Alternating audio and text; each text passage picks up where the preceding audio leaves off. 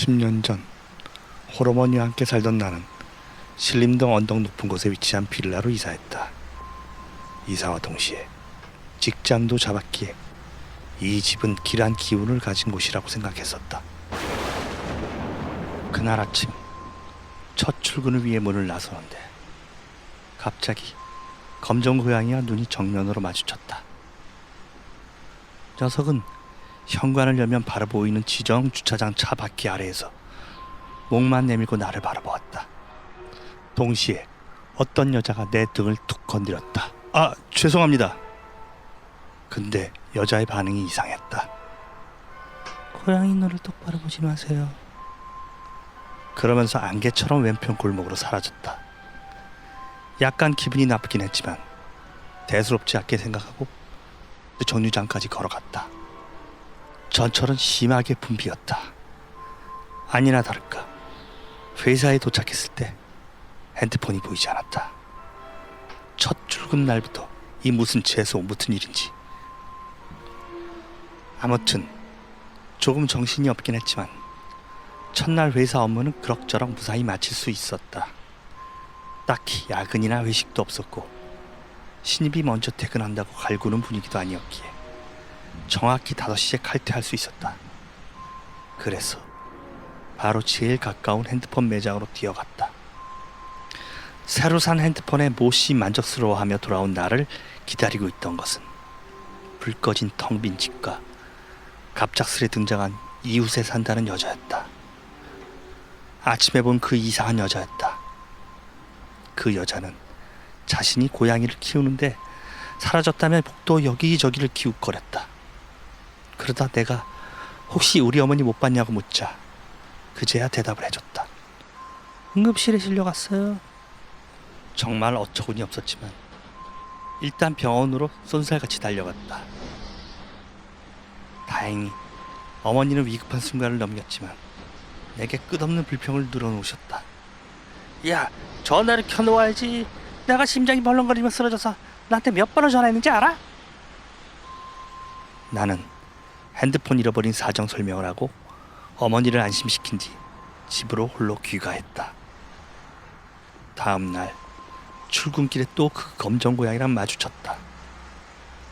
같은 장소 같은 위치에서 똑같은 눈빛으로 녀석이 나를 바라보다 슬며시 차바퀴 뒤로 사라졌다.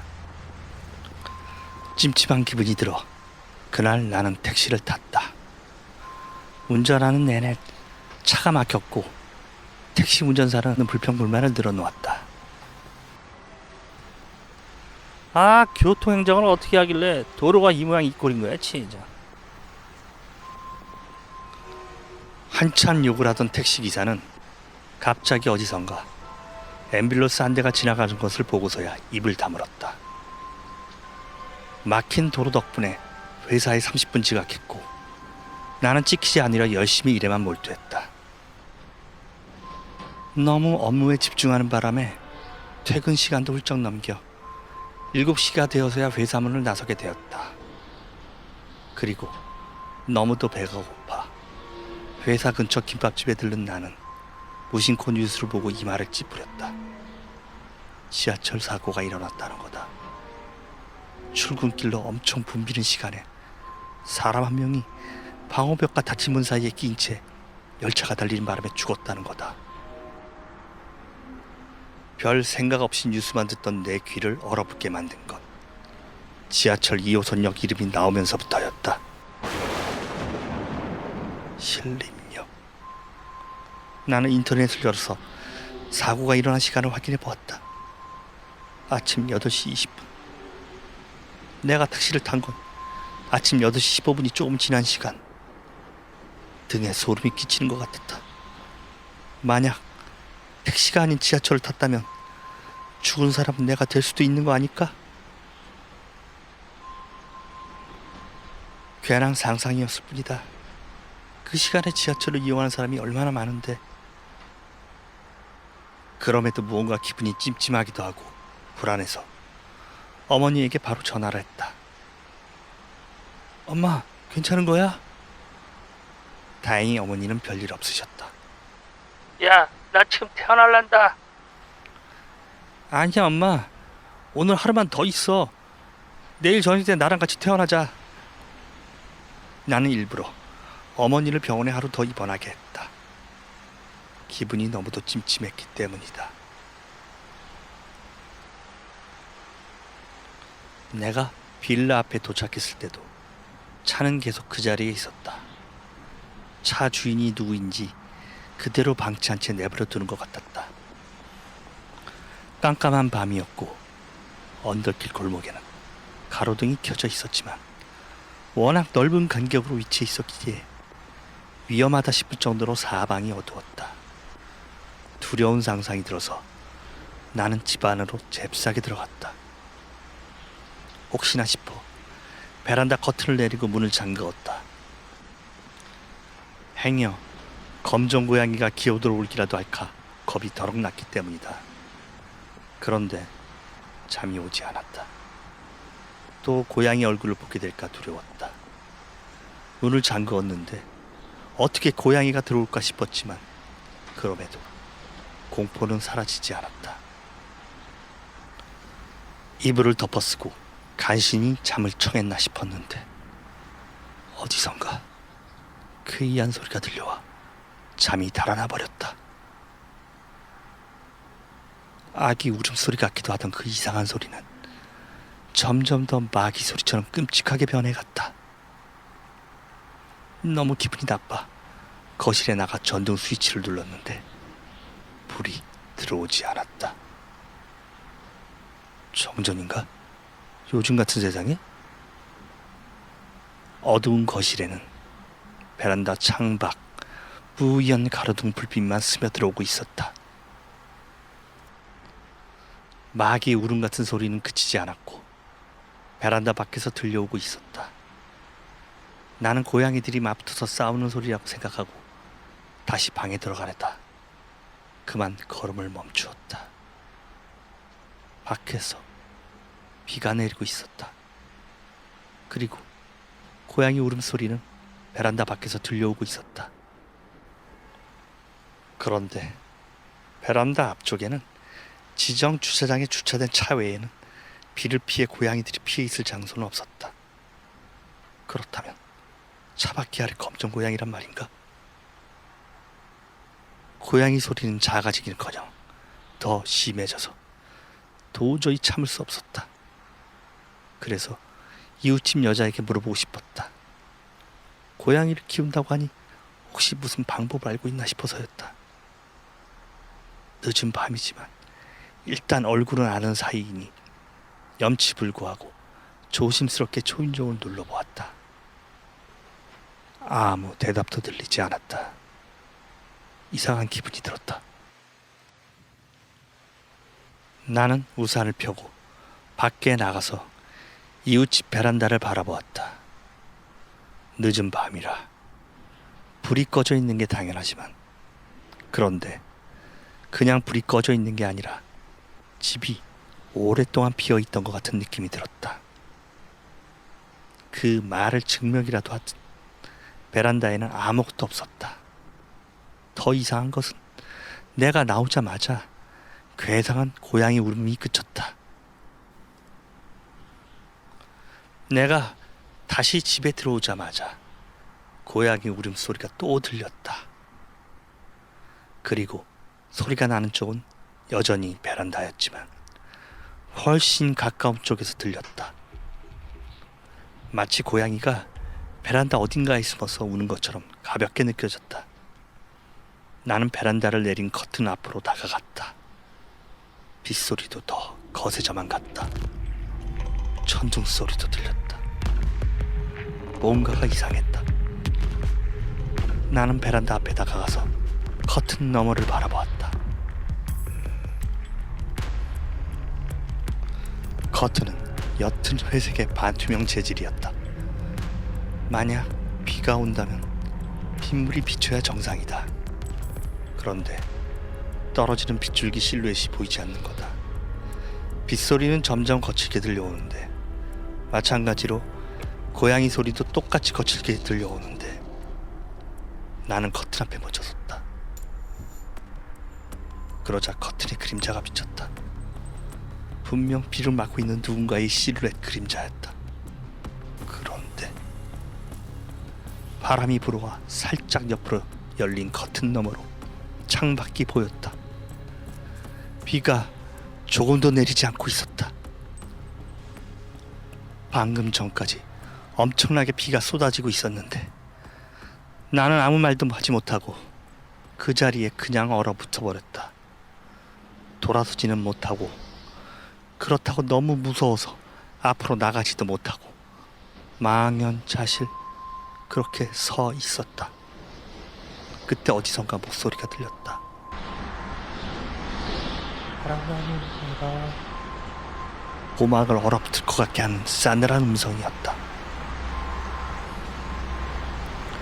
커튼에 비친 사람 그림자는 조금씩 앞으로 다가오는 게 느껴졌다. 분명 돌아서면 그 그림자의 실체를 볼 것 같았고, 만약 그리 된다면 나는 심장마비로 쓰러져 죽을지도 모른다는 오싹함에 결코 등을 돌릴 수 없었다. 살고 싶으면 바람문을 열어. 등에서 서늘한 기운이 점점 거세지는 걸 느꼈고, 당연히 나는 베란다 문을 열어야만 했다. 그런데 그 목소리는 고양이를 키운다던 그 여자의 목소리였다. 이상한 억양의 그 여자. 목소리 역시 나는 신뢰할 수 없었다. 그리고 분명 밖에서 고양이 울음소리가 들려오고 있었다. 가만히 있으면 넌 죽어. 정말 그럴 것만 같았다. 그러니 손을 들어 베란다 문을 열어야 했다. 그런데 내 마음속에서 본능이 외치고 있었다. 문을 열면 넌 죽어. 무슨 이유였는지 마음속 울림도 진심 같았다. 나는 앞으로 나가지도 뒤로 물러서지도 못하는 상황에, 그런 상황에 빠져서 정신이 붕괴되고 있었다. 이제 찬 기운은 곧 손길을 내게 뻗칠 것처럼 가까이 다가왔다. 커튼에 비친 사람 그림자도 나를 덮칠 것처럼 엄청나게 커져 있었다. 바보야, 시간이 없어. 이제 마지막 기회야.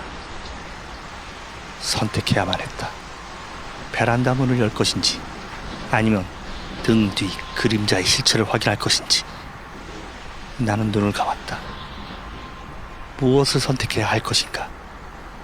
멍청아, 뒤 그림자가 안 보여. 나는 눈을 뜨고 정면으로 커튼과 그 너머 베란다 문을 응시했다. 이미 그림자는 내게 바짝 다가와 있었다.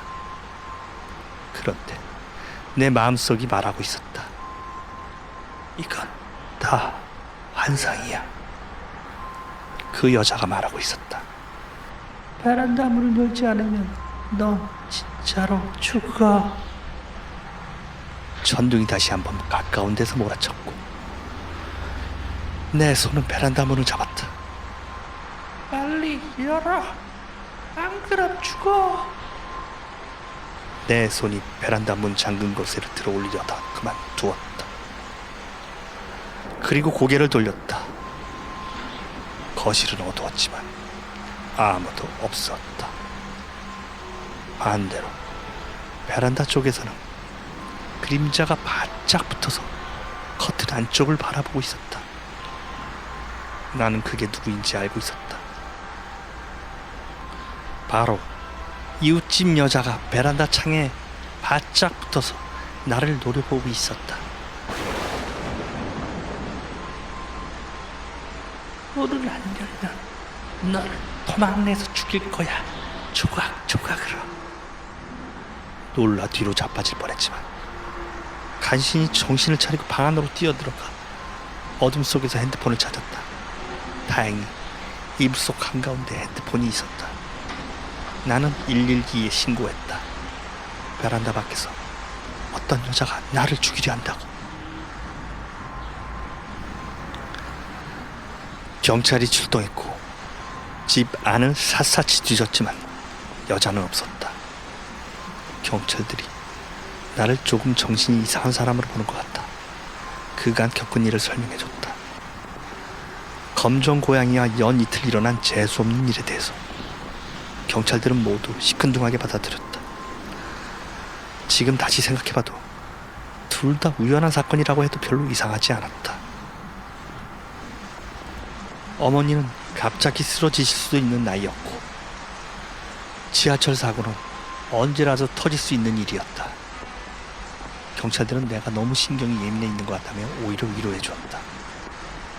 하지만 찜찜함을 떨칠 수 없었기에 이웃집 여자에 대해서 말하자 경찰 한 명 얼굴이 갑자기 굳어졌다. 그 여자가 고양이를 키웠다고요? 나는 고개를 끄덕였다. 그 경찰관이 조용히 나를 방으로 데리고 와서 사진 한 장을 보여줬다. 혹시 이 여자 아니에요? 사진 속 그 여자가 맞았다.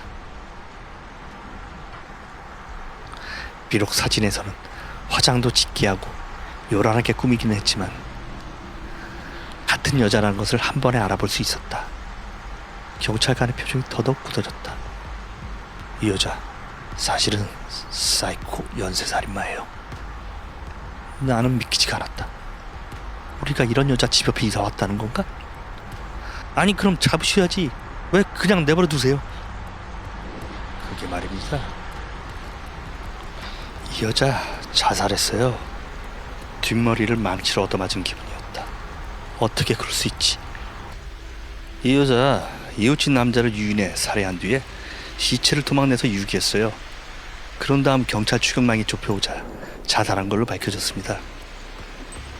두 다리에 힘이 빠져서 그냥 주저앉고 말았다. 그럼 이 집이 살해된 이웃집 남자가 살던 집인가요? 경찰은 무거운 표정으로 고개를 끄덕였다. 그래서 전세금이 터무니없이 쌌구나. 다음날 나는 병원에서 어머니에게 이 얘기를 들려줬고 곧바로 집주인에게 항의했다. 왜 무슨 일이 있던 집인지 얘기 안 했냐며. 그래도 양심이 있었던지 집주인은 전세금을 돌려줬고 엄마와 나는 바로 이사를 했다.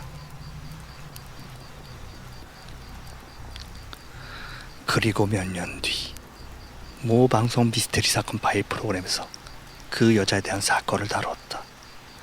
시간이 꽤 지났고 약간 호기심도 생겨서 그 프로그램을 보던 나는 다시 한번 전율을 느껴야 했다. 그 여자가 자살했다는 것은 정황 증거일 뿐 시체는 아직도 발견되지 않았다고 했다. 그럼에도 여자가 죽었다고 보는 이유는 그 이후로 비슷한 종류의 남자 살인 사건이 발생하지 않았기 때문이라고 했다. 하지만 어떻게 확실할 수 있지? 그 여자가 정말로 이 세상 사람인지 아닌지. 프로그램 말미에 진행자가 간단한 사실도 하나 덧붙였다. 여자가 키우던 검정 고양이가 있었는데 살던 빌라 집 개조를 위해 수리하던 중 고양이로 추정되는 뼈가 베란다 끝 벽에서 발견되었다는 것이다. 그리고 그 벽은 이웃집 베란다와 연결 통로 역할을 하는 곳이었다. 고양이 뼈는 목은 사라진 채 몸통만 발견되었다고 한다. 이후로 나는 비만 내리면 밖에 나가지를 못한다. 행여 길 어딘가에서 그 여자와 목만 남은 검정 고양이가 나를 노려보고 있는 것만 같다.